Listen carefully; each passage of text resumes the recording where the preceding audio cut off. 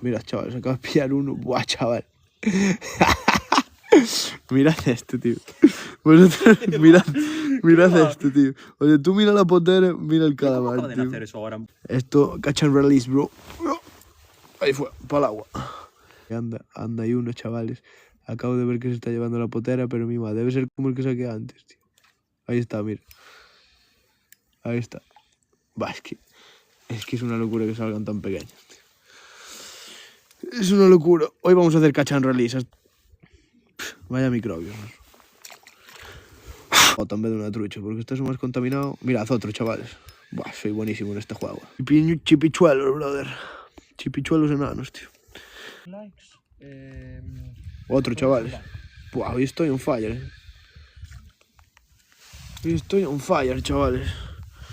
Ahí lo está, otro microbio más, tío. Porque es muy fino. Ahí está, chavales, otro.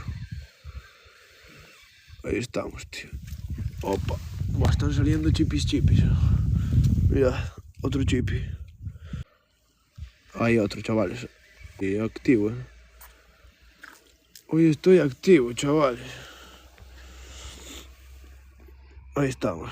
Otro chipi. Actos y servicios. Acabo de fallar uno. Ahí estamos, chavales. Ahí estamos. Es pequeñito. Ahí estamos, otro chipi más. ¿Cómo va el calamar? Pues parece que andan activos hoy. Ahí está. Ahí estamos, chavales. Otro microbio más. Dios, salen todos del mismo tamaño, tío. ¿Qué diferencia hay entre un trenzado y un sedar? Pues mira, con el trenzado... Mira, otro, chavales. Buah, este sí que es pequeño de todo este lugar. Ahí está. Mira, chavales. Otro microbio. Sobre todo. Ese fue una exageración. ¿Sabes? O sea, mira. Tengo un caño y aquí estamos, ¿sabes? Sacando chipirones detrás de otro. O sea, estoy viendo que está moviendo la... Ahí estamos. Buah, es que soy Dios, tío. Soy Dios, chaval. Qué rabia, tío. Mira otro. Nada, imbatible hoy,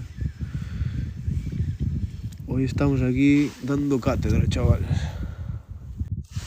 Mirad que pesca mi colega, Eso no se saca todos los días,